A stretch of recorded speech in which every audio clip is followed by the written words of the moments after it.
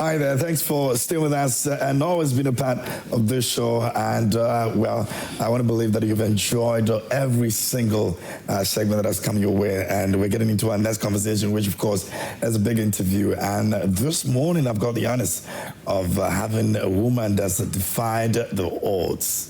She could have done anything very, very simple to actually champion a good cause, but she decided to go over 19,000 feet above the sea level just to make a point. And also not just that, to make sure that lives are impacted. And she's seated very, comfortably here in the studio with me. Please help me make welcome our guest for this morning being interviewed in the person of Awo Aidam Amenyah. She's the executive director for Child Online Africa. It's good to see you. Good to see you too. Awesome. I like your hairstyle, by the way. Maybe I'm just your younger sister or something. Taking inspiration. I know, from right? Yeah. Because occasionally I tend to do mine like yours. Oh, yeah. Okay, then we got something common. For Shege reasons. For Shege reasons, I like that. Yeah. But you really wanted to do this for yourself? Was it a childhood desire that I'm going to one day just do the unthinkable, even though a lot of people have done it? But, I just want to do it. Or it was just the purpose that this was intended for? Okay. Thank you for this opportunity. I wouldn't say I've had that in mind at any point in time. No, it wasn't anything. Because I don't see myself, I'm not a sporty person. I am not the type that is loud enough to do anything like that. I am not the adventurous type, neither. So for me, it was just an issue of pushing a conversation which I feel would have a lot to do with life. We do say a lot that children are the future. And when we look at Africa, for instance, we have the youngest people. Our continent is quite young when it comes to our manpower and everything. Yeah. So clearly, young people should be our focus when we want to safeguard the future. And so, for me not seeing that safeguarding in place, simply because we have the view that connection is only in the physical. But a lot is happening behind the screen, which most parents are not aware of, which most teachers are not aware of, which most policymakers are not aware of. So it's more like we make laws and policies or plans devoid of that realm, which is the digital realm. Yeah. So when I started work in that space, I happened to be part of the International Telecommunications Union's Plenipotentiary Conference in Dubai. So at the meeting, I kind of listened, and all the regions were talking progress.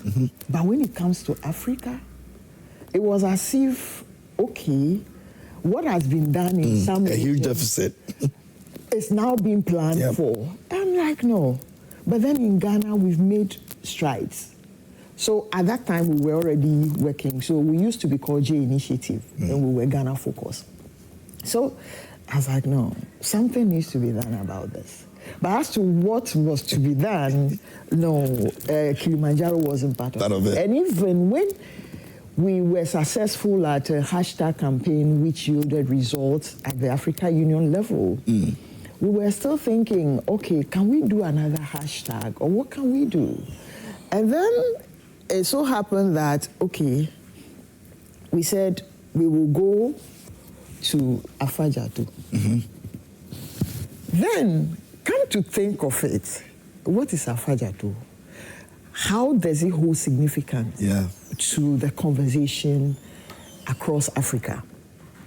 And what has been done on Afajatu before? So I sat down and I started thinking. But then an experience on flying over Kilimanjaro from Ethiopia kind of broadened my scope, and I said, okay, why don't I look into Kilimanjaro? So I came back and then I mentioned it to a couple of people, like, you should be out of your mind. And everybody says to me, oh, okay, maybe we can do it. So initially we were about 7 or something like that. Okay.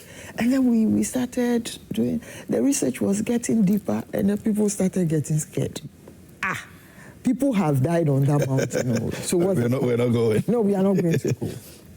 And then it came to cost factor too, because we need to fly from here to either Tanzania or Kenya to make that happen.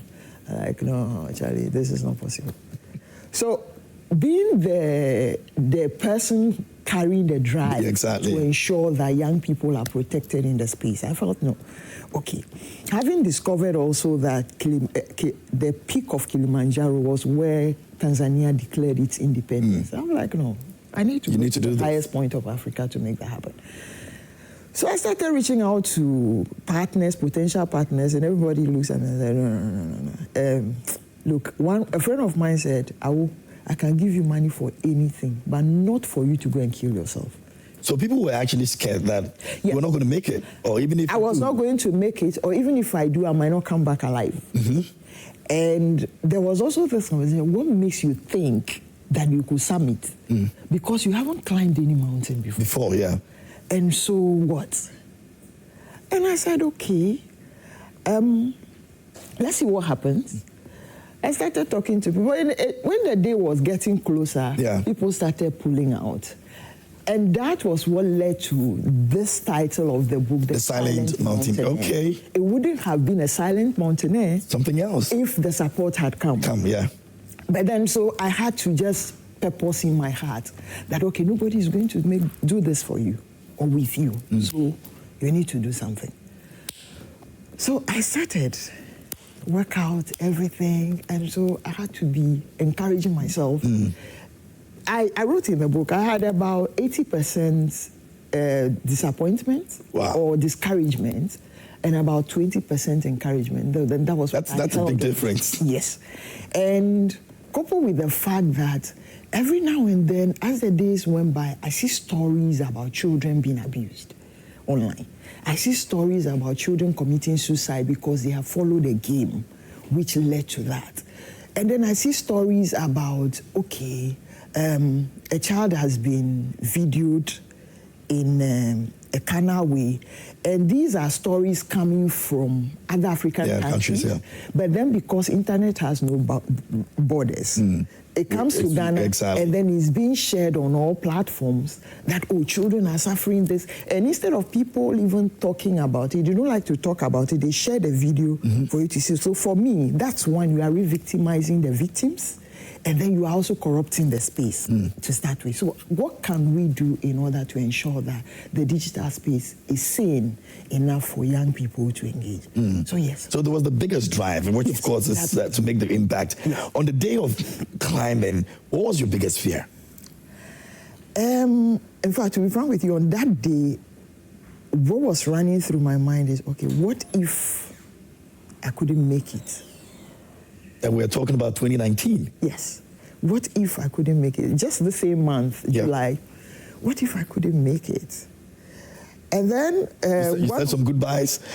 No, I didn't say goodbyes. In fact, one of the porters said to me that, oh, okay, if you don't make it this year, you could come next year. Because the fact is that once you attempt the mountain, it will call you back, because you cannot be defeated. Come and finish it. Exactly. You cannot be defeated and go like that. No, you need to come back another year. Come and make sure you ascend. And I was like, okay. So before the day of the climb, yes, by the grace of God, I had a wisdom to acclimatize. So during acclimatization, it also had my body that actually adjusted some way, somehow, because there were so many things. I had allergy issues and things. So obviously those things could affect the ascent. And at the acclimatization, I realized my system was just responding to those things and getting things around. So I was like, okay, let me give it a shot. So day one, I was working, and I happened to meet another group of people who were also climbing. And they were sheeing Jama. My brother, I could not because you were alone there. Because every other person had decided I had porters and I had guides. Okay. So, yes. But these were not people that you started with. No. All of those people have left you. No, those are employees Great. of the tour agency. So, you need to climb. You not climb solo because the terrain is... Exactly. And for 6 days, you cannot be on that trip alone. So you have a guide, you have a cook. So all those people will be with you. So you get to a point, you will relax, yes. you spend a night. So before you even start, they would kind of orientate you. So they tell you what to expect, the kind of weather to expect. So in your 5 kg pack that you carry, your day's pack, you need to have your oxygen, you need to have your water, you need to have your energy pack or energy, whatever. Drink or something that just to... No, not a drink. Okay. Either chocolate, something to sustain you. Yeah. Yes, and then your clothing.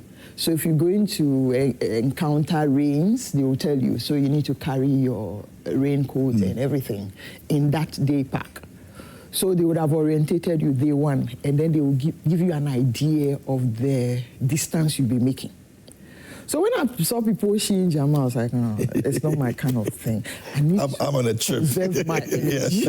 I'm on a trip that I need to make sure I get at the point they were laughing at me like, oh, if you don't do that, you'll be bored. I said, let me be bored. Let me be bored. It will interest you to know all those people got to day 3 and they fell off. Oh. Yes, because you can't exhaust yourself like that and think you have a long journey. Yeah. 6 days is no joke. Yeah. And it was supposed to be 5 days, but because I got to a stage where the weather condition is too bad to continue, and my shoes were already wet, so I had to stay an extra day in order to... Oh, okay, that's how you made it a 6. Yes, other than that, I would have made 5 days and then maybe have a frostbite at the end of the day. But even that, even though I didn't have the frostbite, when I came back from Kilimanjaro, it took 6 weeks for me to feel hot pants. Because immediately when I came, I could hold hot pants without feeling anything. Yes. So... That's interesting. Getting on the top. Yes. What was the first thing you said when you got to the top? I remember when I got to... There's a place called Hansmere Cave. When I got there, where the ultraviolet got to my body, I was like, what's this? And you could feel the sharpness and things. Even though my skin was not exposed, my face was exposed. So I had to now check myself. And then I was like, what is this? What at all? And then the porters, they always carried radio sets with them. So they'll play music, they do all sort of funny things, and we just go on. So from that side, I realized, okay, I was making progress. But then I was told, from that Hansmere Cave, I need to now go to Gilman's Point, which is the first summit. Okay. So when you reach the first summit, you can come back and say you've achieved. I've achieved it. But for me, the target was not first summit, second summit. It was a peak. So, okay, so I got to the first summit, and then when they check my pressure, everything, it was normal, and then they said, okay, do you still want to go? I said, yes. So I went to the second peak, which is the Stellar Peak. At the Stellar Peak, that was when the things got frozen. So they had no option than to now rely on my own feedback. And at a point, they were like, no, madam, you are huge. Carrying you from there, should anything happen down, will be a lot of work for us. So we prefer you decide now to go down, so that you don't become a problem for us. Besides, you haven't climbed a mountain before. So this achievement is okay. All the guys were like, oh, yeah, you can go down. I said, no. And I have a mentor who speaks Swahili. So I placed a call to him. And then he called him and said, no, she's not coming down. She's fit. From talking to her, I could tell she's okay. So let her go. So from Stellar Peak to Uhuru Peak, I think I was doing 3 steps in 1 minute. The oxygen there was limited. So the only way to survive not having an oxygen tank is to pace slowly, sip water, pace slowly, sip water, pace slowly. And by the time I got to Uhuru Peak, there was a reset of my brain. So I couldn't remember stuff immediately. I was like, what is this? And okay, I think one of them was teasing me. He said he asked me to pose for photo. I said I'm not interested. I just sat, and I don't remember doing all of that. But when they play back the responses to me, I said, you said all of that. Yeah, you did. And that's what the experience is all about. And that's how you were able to conquer Kilimanjaro. Yeah, and I was trying to even record myself. You know, nobody told me the temperature will be minus 14, whereby you cannot use your smart device, your cell phone. So I was trying to record. It was all making Discord. When I came back, I played it back. I was like, this is a good one. I wish I could go back and get this thing correct. Oh, no, we want you to play with that. But because of our time, you have a book on this. Yes. And so you can grab this book and read all about the experience. And it's not just about the experience. It also has child online safety courses. Yep. In it that people can take in order to understand what it means to protect children. It also has a template for detoxing. Okay. So if your young person is addicted to the platform and you want them to set timings and kind of reorganize themselves, this is a good resource. So I keep saying that this is a good resource for homes because if we all could understand what child online protection is all about, focusing on the 3 P's, protection, provision, participation of young people, we will do a lot in supporting them to navigate and also gain the skills they need to acquire using the space. This space is good. It's also bad. Yep. But if we position young people well enough for them to be able to spot where the risks are, for them to be able to know where to report incidences if they happen, we'll be going a long way to helping them make the most of their space rather than the space consuming them and consuming their time. Which is a bigger challenge. But of course, you can grab a copy of this. Where can we grab a copy of this one? You can get at Legon EPP Books, Legon City Mall. You can get at Gaffey Supermarket, that's within Bema Camp. You can also, from the 25th going, you can get from Blue Knight Bookshop. Okay. And it will be in Ho probably by next month. Awesome. Yes. And a few other outlets that will be kind of mentioning on our social media handle. That's Child Online Africa. And what is happening is 70% of proceeds from this goes to our work. That's the Child Online Protection work. And so we even inviting corporate institutions to do bulk purchase.